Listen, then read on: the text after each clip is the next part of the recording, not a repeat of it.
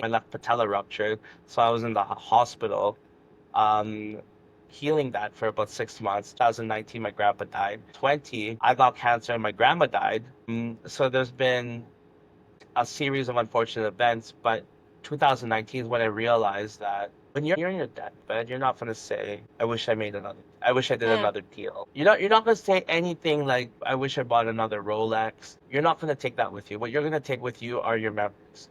What you're gonna take mm. with you are the last time, the smiles that you see around your deathbed. This is the Asian Rebel Club podcast, a space for the ones who grew up chasing approval and are now learning how to be free. I am Crystal Ren, entrepreneur, creative, and recovering achievement addict. Each week, we dive into honest conversations with Asian rebels, rewriting what success, identity, and freedom really mean. If you're ready to live your story, not somebody else, welcome home. Join us from Calgary, Canada. Jeff Jimenez is the co-founder of fashion brand Love Jane, a brand that has garnered attention from BBC, Netflix, GMA, Miss Universe, and HBO.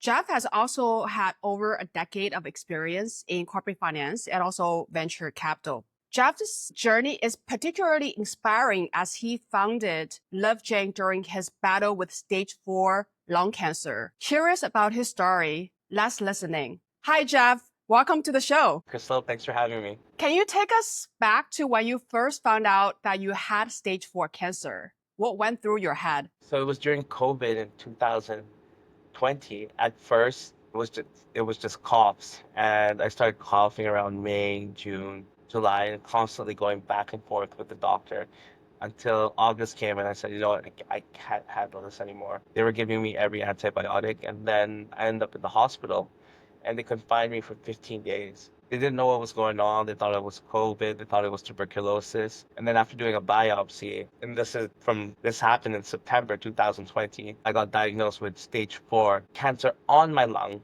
not in my lung. So it's a very Mm. rare kind. What is that? What does that mean on your lungs? So it's outside of your lungs, not inside of your lungs. So I had a 10.5 centimeter tumor on my lung, and it was Hodgkin's lymphoma, which was technically a good type of cancer. Mm. But since it was by my lung and it was pressing on my heart, it was automatically classified as stage 4.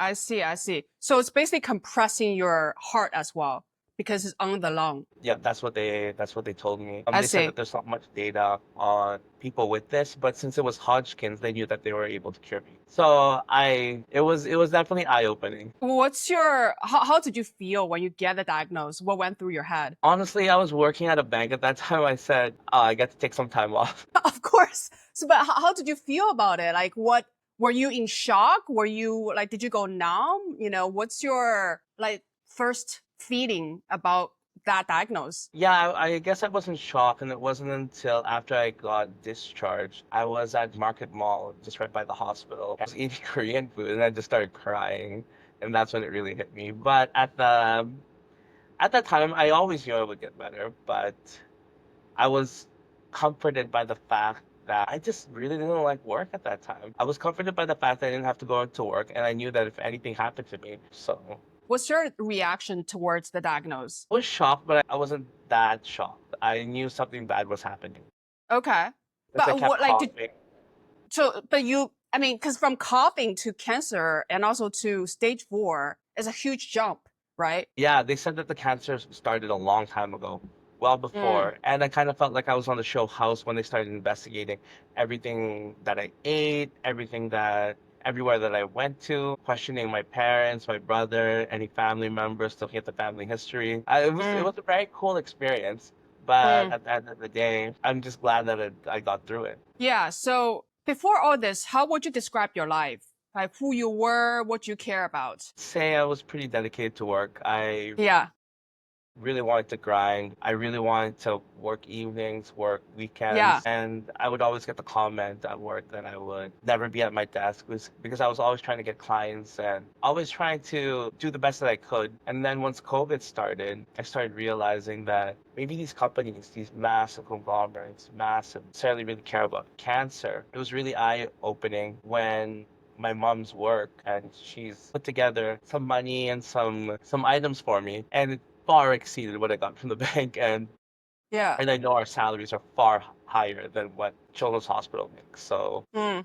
it just really put to question a lot of things. Yeah. And then of course you see everyone else around you getting laid off, or Right. I started to get that entrepreneurial mindset Yeah. that Well, okay. maybe there's something better out there. So what does that mean, entrepreneur mindset? Because I just want my own autonomy, right? And the people, I guess, they become entrepreneurs for different reasons. But how come having cancer diagnosed made you an entrepreneur? It's like if I were to have cancer, I think I will probably just want to travel somewhere, want to spend time with my dog. Like I probably would not want to start another business because that would take me so much energy. So how come you want to be an entrepreneur when you had that diagnosis? Well, my oncologist was telling me that with cancer, a lot of people get cancer brain because of the chemo, which means you just start to lose what you know, your vocabulary becomes softer, you start to forget some people. Mm, And I wanted to keep my brain working. And I guess while I was in banking, you kind of forget why you went into banking the first. You start mm. getting the golden handcuffs, and you start going down this slippery slope where you're not actually thinking. You forget what your original goals are.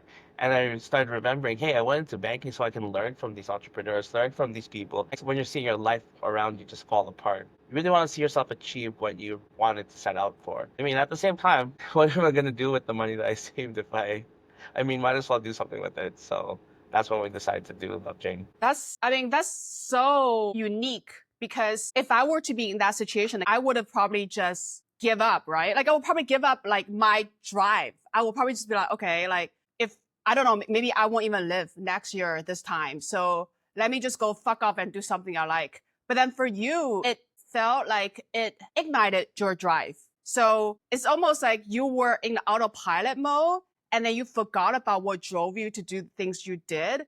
And then this diagnosis made you realize that this is the reason why I was doing all these things. And I'm just going to do that. Yeah, I had to keep busy during that time too. So I got diagnosed in September, and then my grandma, maybe a couple of weeks later, she got a major stroke, and then she died a month later. So I Well, needed to what? keep my Wait. You had cancer in September and she died a month after. Yeah, she died October 30th after my diagnosis. So I had to keep busy. Otherwise, I would have just drowned in sadness. And I remember my parents lost a lot of weight during that time. They were taking care of me. So I was dying at the foothills, and next door my grandma was dying. So yeah, I That had to must be keep like busy. really tough for your parents. Oh yeah, it was tough for everybody. Keeping my mind busy with other things such as business, or Right. even during that time, I was still texting people at work. I started doing readings again, and not just readings on the economy. Yeah. Interesting. So did anything shift inside of you right away? Like what changed other than the fact that you want to be entrepreneurial? Let's say everything shifted. My values shifted. I started to want to learn more about how to take care of myself. Started to really realize who is really there for me in my life. Yeah. I mean, throughout the years, you know how you have really good friends in university, but then you start to lose touch, but you're still friends with them. But then you Yeah. have your really close core of friends, and that's where I really found out. I found out who were my golden friends and just who Mm. was everybody else. Mm. That's on the personal side. In the business side, I mean, forcing yourself to learn, because I always knew that I would get better, no matter Mm. how much weight I lost or how bad I look. I just always had that belief, and I think anybody is sick should always have that belief, even if it Mm. looks really grim. Right. So I think that what you're describing is faith, right? And did you see that from other cancer patients that you interacted with? That everybody had that faith? Where did you think that faith came from? Yeah, that's a really good question. I guess I have a really good support system. I joke that we're CEO Catholics, Christmas, Easter only Catholics. But I think no matter what, you need to have a really good support system, and that's where you can get your faith from. And just having people that you believe in. Also, it's always good to have goals and a reason to live. Yeah. And for me, I still have a lot of stuff. I still have lots of stuff to do. I still do. And I didn't want to leave this place not doing it. Right. And what's your reason to live at the time? Other than for your support system, obviously. I'd have to say family and just being goal oriented. What do you feel cancer took away? And what did it help you to see more clearly? Other than, I know that you talk about the friend stuff. Yeah. What do you think it took away from you? I would say that Well, I want to say it took away a lot of my negativity. Mm. I would have to say that. And I just started seeing the world in a better light. That is so counterintuitive because I don't know, knock on wood, I haven't had cancer, but I was just imagining if I were to have cancer, I would be so negative, right? Like initially I'll probably be like, why does it happen to me? Like I don't deserve it, like what am I gonna do with my life? How come other people are healthy, I'm not? So did you go through that phase? Because you're saying that you become more positive. How is that possible? Well, yeah, no, I think everybody goes through the phase where you're questioning why it happened. But if you keep yourself grounded and you look at the objective facts, like, hey, cancer happens to a lot of people. I mean, God did, God certainly didn't do that, and it's just a mutation. But it made me want to be a lot more positive and look at things a lot, what's happening in your life, whether you have cancer or whether you're having a hard time at work. There's always a positive twist to it. And for me, it's always going to be a learning lesson. Hey, God didn't give you this hurdle if He knew you couldn't get through. Hmm.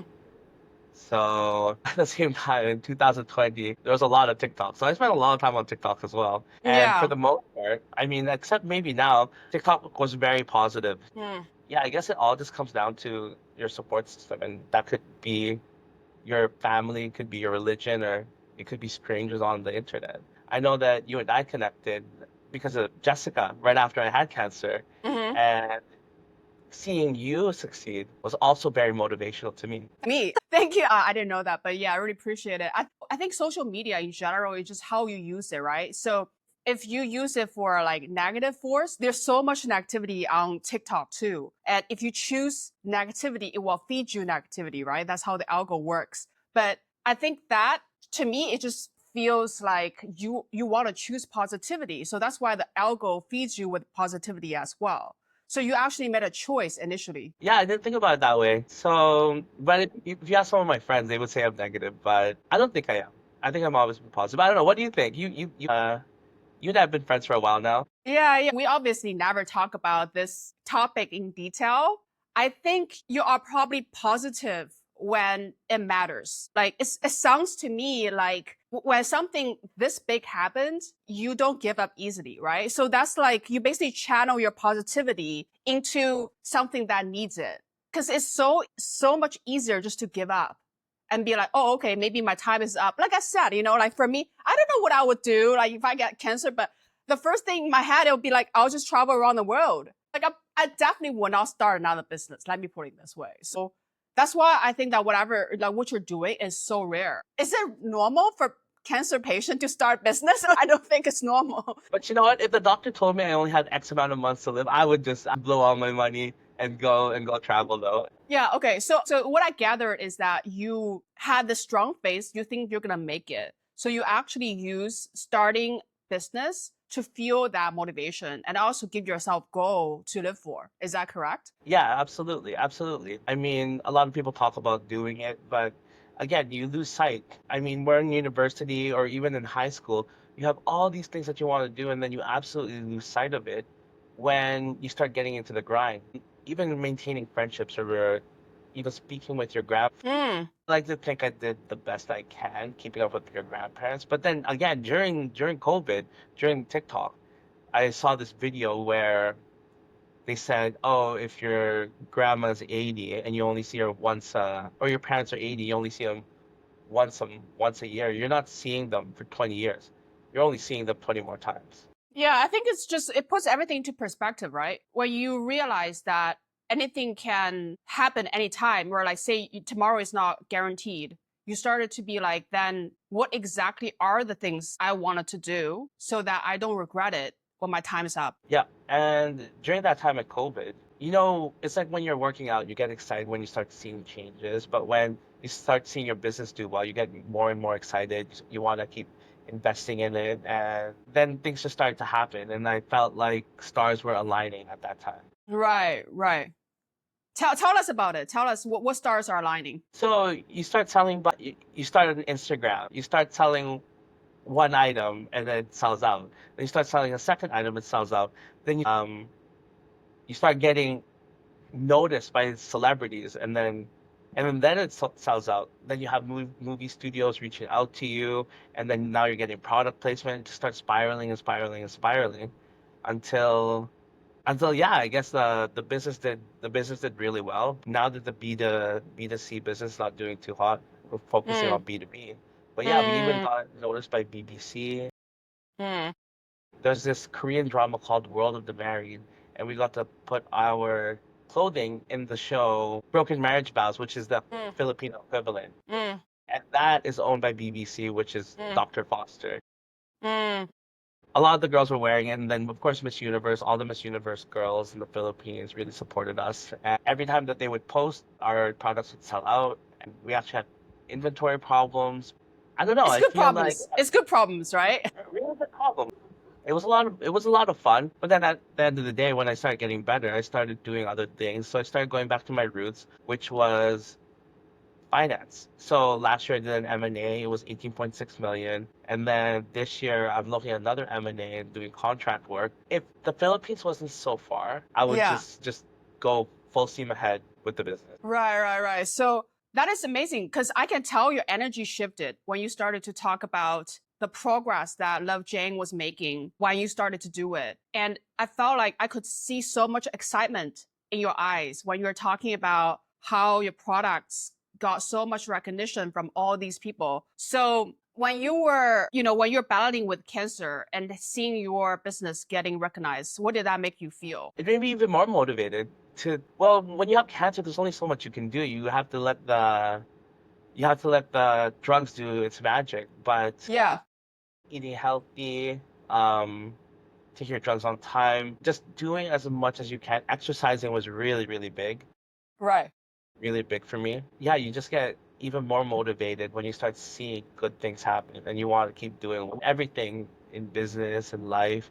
You have ebbs and flows, you have peaks and troughs. But no matter what the peak is or what the trough is, you want to keep a positive mindset because I believe that if you're positive, you attract the same type of people. You attract the same Mm, type of good karma or same type of vibe, like the Gen Zs would say, right. into your life. So if you're positive, you get the positivity back. Right, right. And do you think that, say, if you didn't start Love Jane during your chemotherapy period, what would you think would have been the difference? I would definitely have used all the free psychologists at the cancer center. I mean, at the same time, my grandma was dying, so I needed to keep busy. But if I didn't have that, I don't know. I don't know. I think I wouldn't be as mentally strong, and I definitely would not have grown as a person or as just a business professional. I learned so much from business. Build a Right, website, how to do advertisements, everything with right. Meta, speaking with people of different cultures. Our second biggest market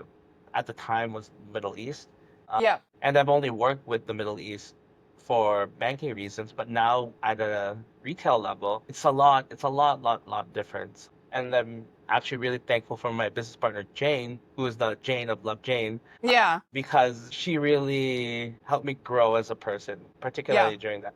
Yeah. So how has your idea of success changed since you're diagnosed? Back then, my idea of success was very monetary, what you have. But now my idea of success is how happy you are. Are you a I happy mean, person? Then so to me, you're successful.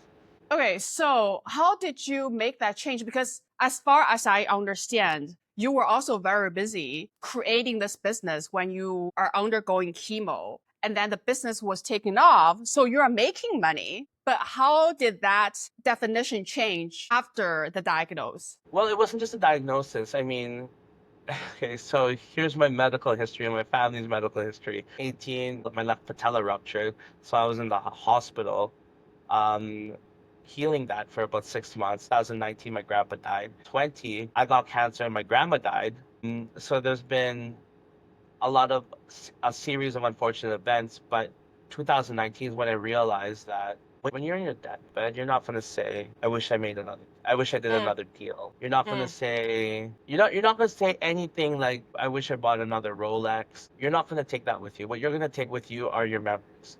What you're gonna take mm. with you are the smiles that you see around your deathbed. I just remember thinking that all of this stuff, even though it's meaningful now, at the end of the day, really It really isn't. What's meaningful are the memories that you make and the happiness that you have for yourself and that you can bring on to others. And what made you realize that? Was there something that your grandpa said or something you sensed or what was that? No, I'm always thinking about what other people are thinking or what other people are and going through his stuff. Where did all that stuff go, right?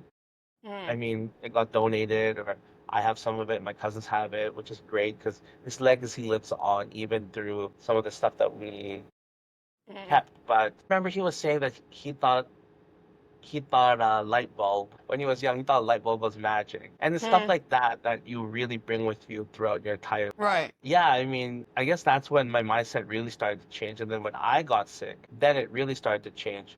right. But it's like when you're watching TV and you see when you hear Sarah McLachlan on TV singing "I Will Remember You" with a bunch of poor kids. You hear about it, you read about it, you see it on TV, but until you actually see it personally, see the poverty around the world, and you get that culture shock, or in my case, getting sick, you Yeah, really don't know how you're going to react to it. that's true. So I'm not saying people should experience it, but you should be definitely cognizant of it in case that it ever does happen. Right, right. And did you have any doubts when you were going through cancer treatment for your health and also for your business? Like, was there a moment where you're like, what if I couldn't make it? Or like, what if I fail? Or whatever, like any doubts you had going on? So actually, I got into a lot of trouble from my mom because of this, because I did have doubts, but I always said, "Hey, if I die, I have a great insurance policy. My parents are going to be taken care of." But how did you go through those doubts yourself? I had a lot of ups and downs in my life, and I just always knew that I would just get through it. When my patella broke and I had to get knee surgery, they said that, oh, because I used to really love going out dancing and playing basketball. They said that on there always the type to say, oh, I'll prove you wrong.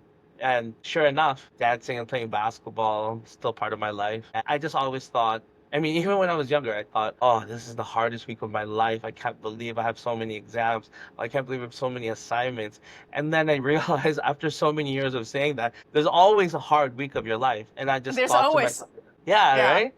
yeah, yeah, And yeah, then I yeah. had to, like, oh, it's a hard 2 years. That's what that is. Yeah, I think it gives you perspectives of like nothing is going to be permanent, right? Even when, things are hard, it's you feel it in the moment is so hard, but like maybe 2 months away from now, things gonna change. Yeah, I Like mean, it's there's lots of, yeah, I mean, there's Neil deGrasse Tyson. He said, oh, this speck of sand, this is us compared to the entire universe.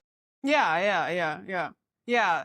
Do you think when you were building Love Jane during cancer, that was your way of passing your legacy down? Was there a purpose behind that as well? No, I never thought about it that way. I just thought about it as achieving a goal and being able to own something. Mm. Because you know how it is in the corporate world, you're working for the man, but at the end of the day, you're not the one that's creating anything. You're just creating Yeah. value for myself and for my family and leave something. Then yeah, that's fantastic. But when it comes to legacy, I've never really thought about it. Mm. Legacy just remains with my family. For Mm. example, the people that passed on, my parents, grandparents, great grandparents, yeah, we still have pictures of them, we still talk about them. And to me, that's enough. I don't Mm. need to be known in this world. I always joked, even when I was early in my banking years, because it was so weird to me because you would get the equivalent of like a golden star on your work, Yeah, yeah, but yeah. All those people would do it mottos. on, yeah, yeah, but people would do it on the system and then they say, oh, congratulations, you got 5 points because they said you did a good job. And then you can collect those points and buy yourself an iPhone. But I always said, instead of those points, why don't you just give me money? I would rather be rich than famous any day of the week. Right, right. And for me, for the legacy, I mean, as long as my family's taking care of the pet. Mm, mm, mm, mm.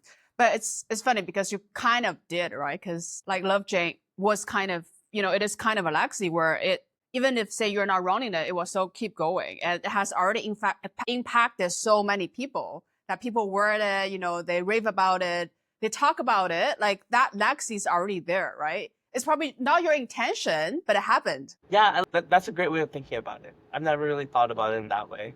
I'm Yeah. just kind of going with the flow. Yeah, yeah. This is what I noticed too. Like I realized that when you're doing whatever you love, right? That's when you started to really create your legacy. Like when you are in the flow of creating something, initially maybe for yourself, but then, maybe you started to impact other people as well. And that is your essence going out, right? And it's touching other lives. And the legacy is really in these intangible moments when people feel touched by you. I don't think people set out to create legacy because then the authenticity will be missing. It's really like when you are just busy being yourself, that's when you started to shy outwards. Yeah, you even mentioned it. I lit up when I started talking about the business, but yeah, get me talking about finance. Oh my God.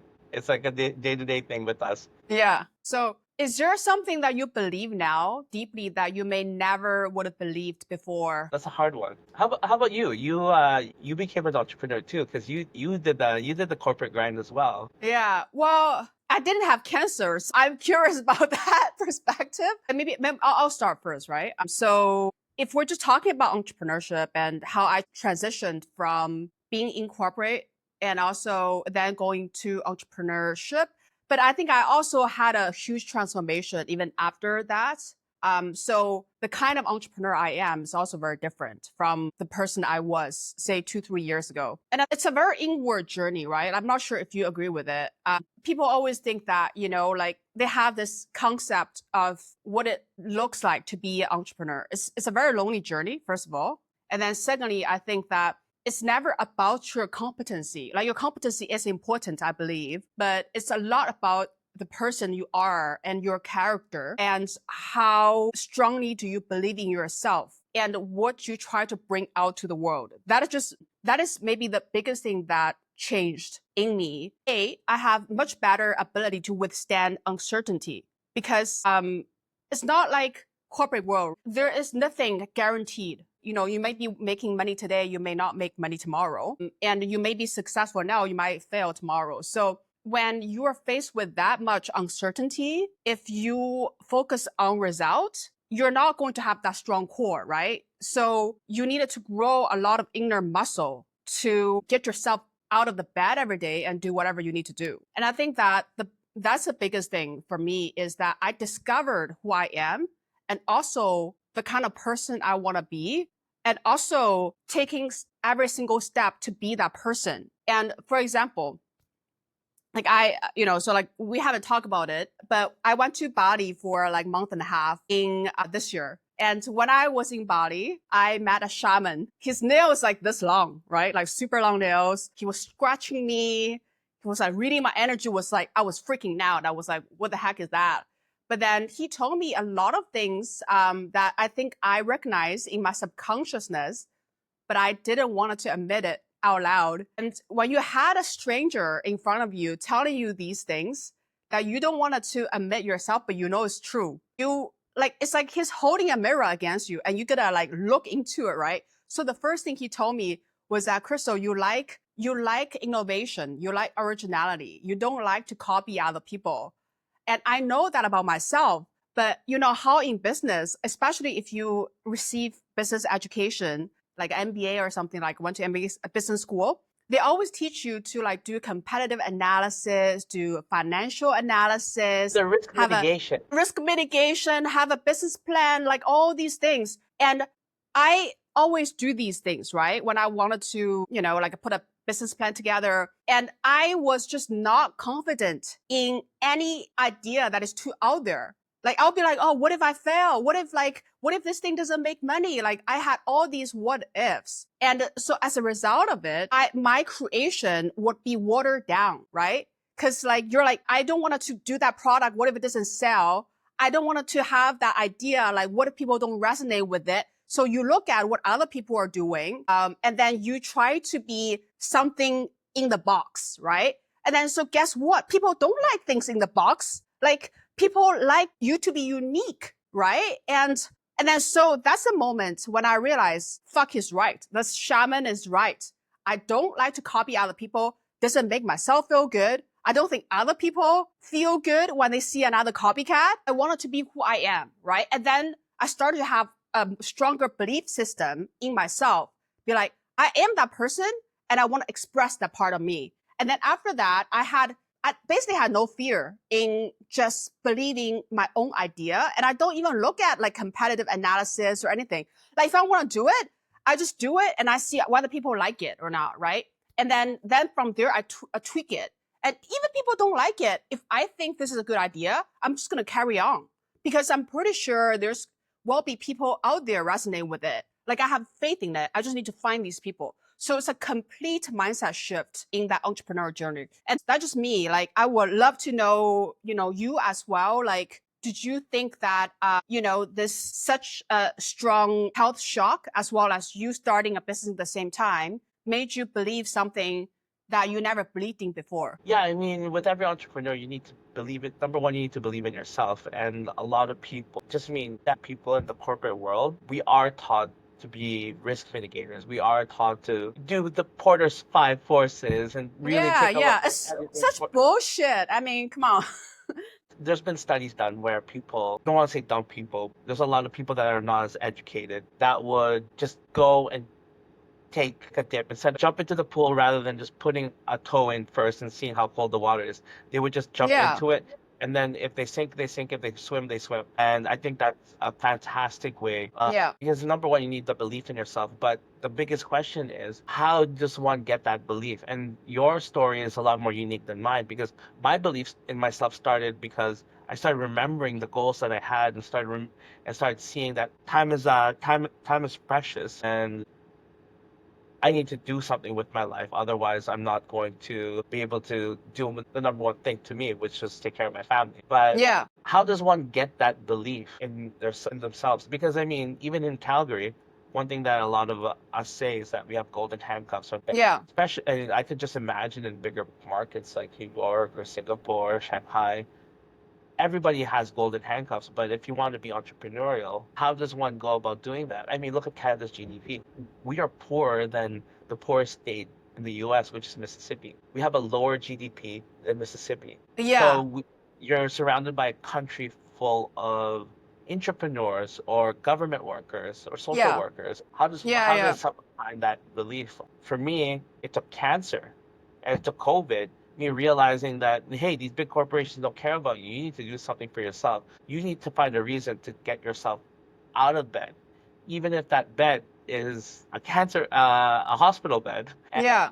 so for me, I think it was super unique. For you, I think it's even harder because you didn't have something traumatic. Well, at least I don't think you had something traumatic where you wanted to just say So I not think, it for corporate world. How did you end up quitting the corporate world? yeah, well, okay. So I think there's a few things, right? So first of all, I have had a lot of traumatic experience in my personal life. I think I had abandonment issues and my coping mechanism is just to tough it out, right? Like I wait for them to return. I say whatever to make it work. I do whatever to make it work. So as a result of that, I'll be the last person standing, right? And then I used to think that that fucking sucks, right? Because like, why do I need to get the harder end of this? But I think that it taught me so much because at some point it really made me confront my own pattern. Like, so I remember there's like this specific breakup. I actually went on a breakup program after the breakup. I bought an online course and it's 30 days. Every single day, I need to do a reflection of like what mistake I made in this relationship. And then like initially, okay, people are like, Crystal, that's fucking stupid. Of course, this person has some fault too, right? And first of all, I don't recommend people to do it just because like I think that will lower your self-esteem. But it taught me how to be a better person, all the time. So every single time when something didn't work out, right? Like a relationship or business, the first thing I thought about was like, what's the lesson I can take away from this? And how does this incident teach me to be a better person? What are the areas I still need to heal? What are the beliefs I hold that is not true? So one of the beliefs that I held before was not true was that the reason why I worked so hard all the time in my past life was just to be more lovable. And I think a lot of people have this core wound, they're like, oh, what if I get more successful? I will be more lovable. That's bullshit. I got dumped. And still, to me, that was a cognitive dissonance, right? Like, how come every single time I Okay. improve myself? Yeah. The best revenge is success. Yeah, but it's not true. Maybe it's true, but you lost a person anyway. You know what I mean? It's like, sure, maybe you become more successful, but the relationship didn't work out, right? like the person you loved, you didn't end up with them. So yours was self-improvement. That's what you wanted to do. It's Whatever, exact, even though, in my opinion, you're not lacking in any way. For you, but what got yeah. you up was self-improvement.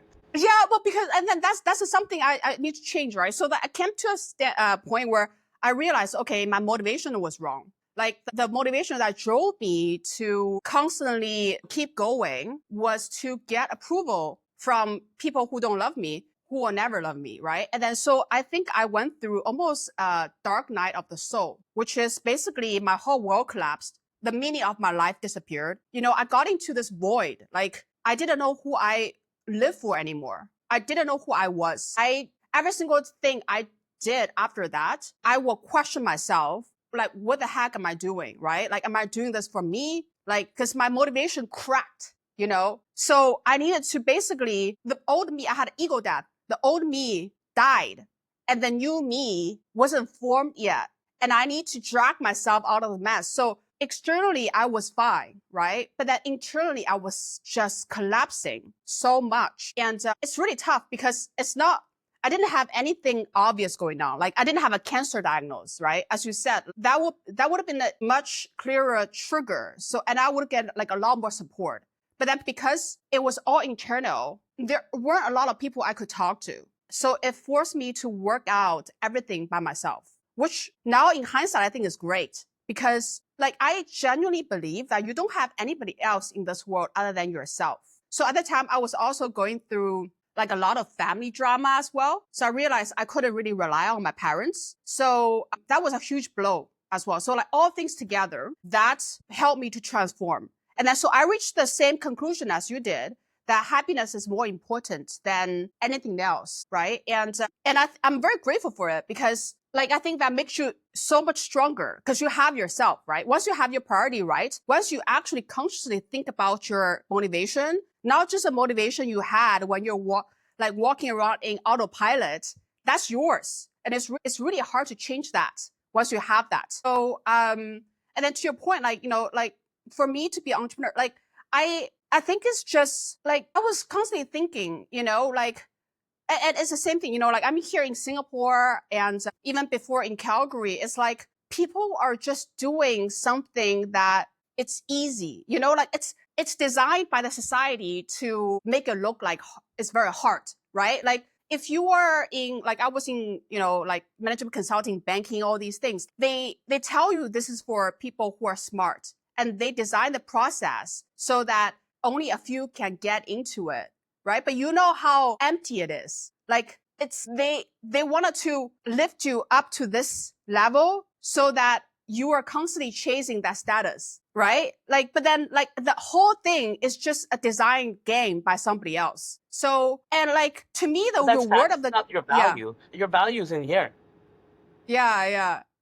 Your real value is in here. Your real value is who you think you are, who your authentic self is. Yeah. So yeah, no, I 100% agree. I 100% agree that it's all bullshit when you're trying to move all the way up here Yeah. and they're saying that, oh, this is the way to do it. Okay, so this is the way to do it for a few select individuals. How about the rest of the world?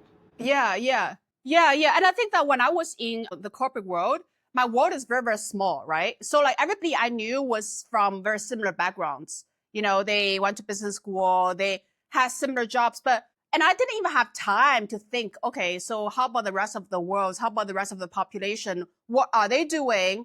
Like I was so busy in my own bullshit, and like I had my $7 latte every day. I was, like wearing my heels, going to like the boardroom. I thought I was the fucking shit, right? But then like when I became an entrepreneur and like I started to do my own business, I realized that the world is so huge. And now like I'm doing this podcast, I realized the world is even bigger than I thought, right? First of all, there's so many ways to make money. There isn't just one way, right? Like it's like you don't need to work a corporate job to get a paycheck, right? And then secondly, like there's so many expression. You can express outwardly, like this is what I create. You can express inwardly, this is who I am. Like it's just insane. The amount of people that I talk to, this kind of stories they have, I just think that people miss out when they're working a 9 to 5 and they only want to hang out with like-minded people, like they just don't know. It's like they come to the world They exist, they see a little bit of it, and they're gone.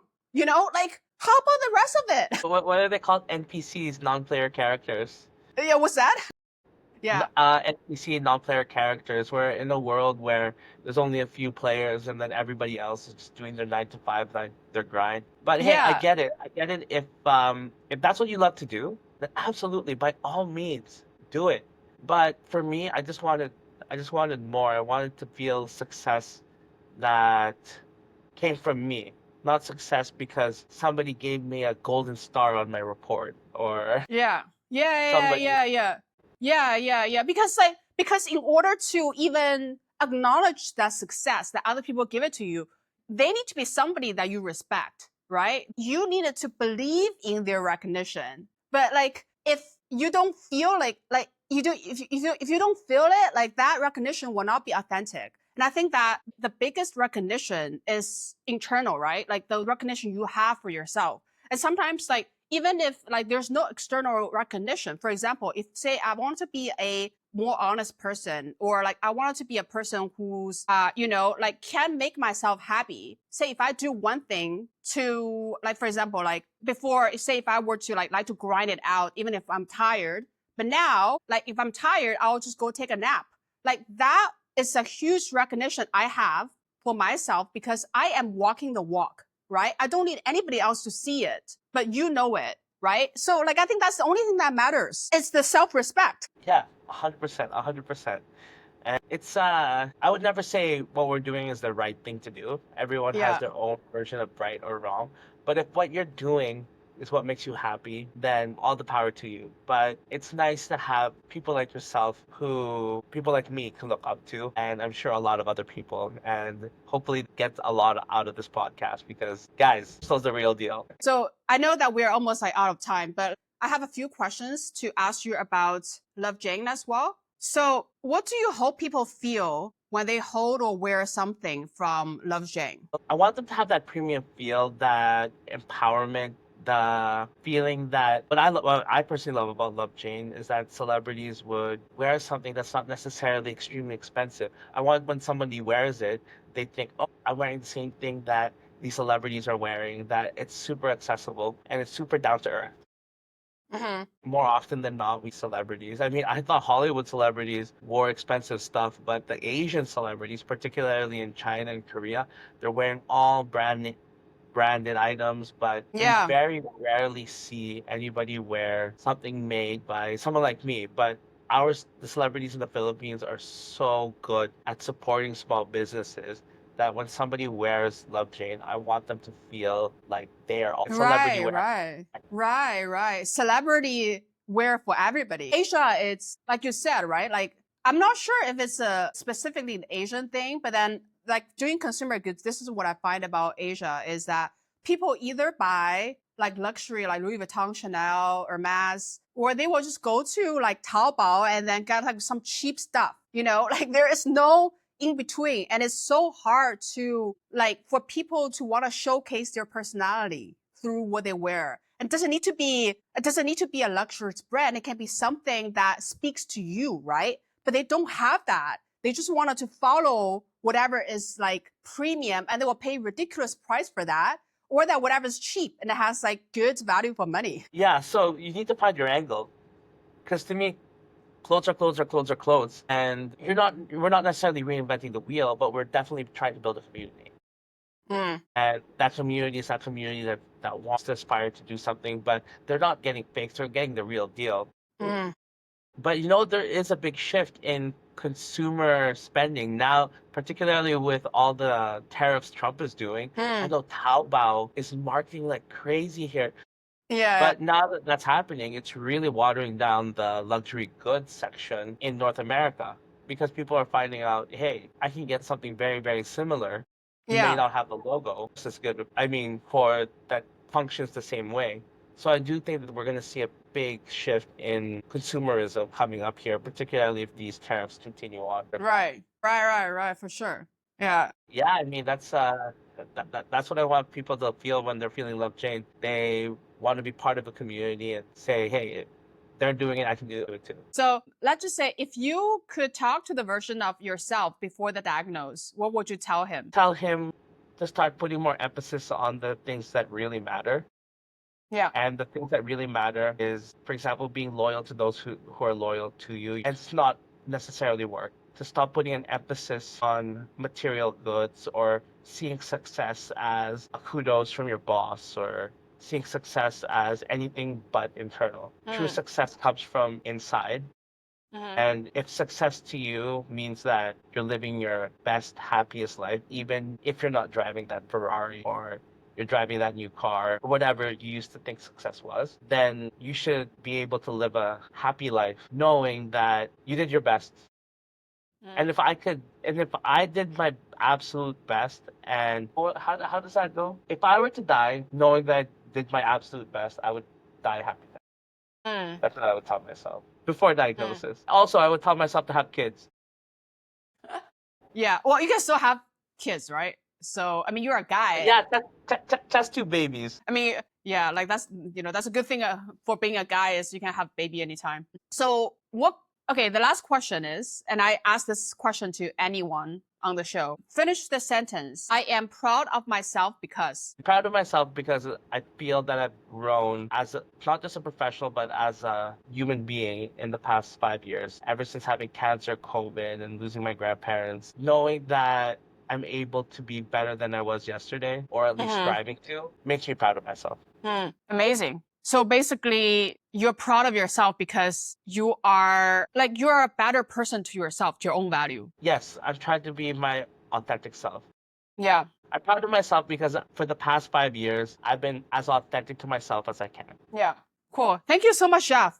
Yeah, it's great. If this conversation sparked something in you, share it with someone who needs to hear it. And if you're building a more true life, not just more impressive, we would love to hear your story. Follow us on Instagram, YouTube, and TikTok at Asian Rebel Club and join our newsletter for more ways to connect. Link in the description. Until next time.